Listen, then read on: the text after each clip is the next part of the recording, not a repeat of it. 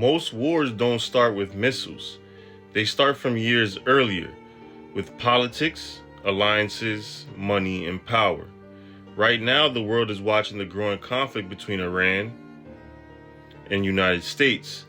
But the real question isn't just what's happening. The real question is why it happened at all. On February 28th, coordinated strikes by the United States and hit targets across Iran. Iran responded with missiles and drones targeting in the U.S. bases across the Middle East.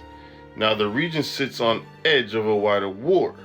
All routes are threatened, military bases are under attack, and the Strait of Hormuz, one of the world's most important shipping lanes, is in crisis. When that waterway closes, 20% of the global oil supply is affected. This isn't just a regional conflict, it's a global pressure point. Presidents don't operate in a closed space. Every administration is influenced by military advisors, intelligence agencies, Congress, defense contractors, and foreign alliances. The current war unfolded under the administration of Donald Trump from years ago. But wars like this are rarely about a single person. They're about networks and influence, domestic and international, foreign alliances, lobbying pressure, and strategic partnerships, and decades of policy that collide in moments like this. The Middle East has always been at a crossroads between oil, weapons sales, security guarantees, and geopolitical alliances. Over the last decade, U.S. diplomacy in the region included deals, security guarantees, and economic partnership with the Gulf states. Supporters say these deals stabilize the region, but critics say they often prioritize economic and political interests over long-term stability.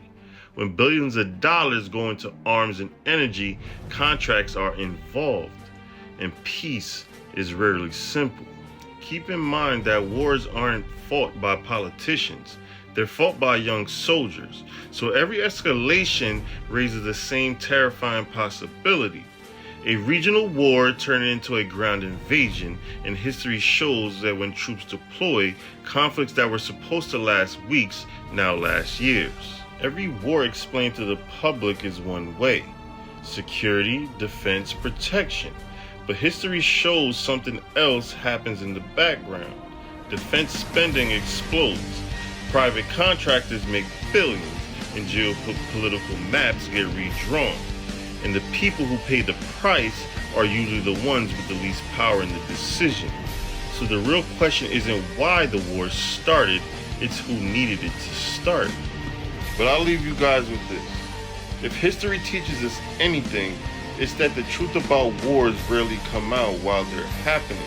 It comes years later, after the decisions are made and after the damage has been done. So while the world debates about what we're being told, the real question might be this: are we watching history unfold, or are we watching the version of history we're supposed to see?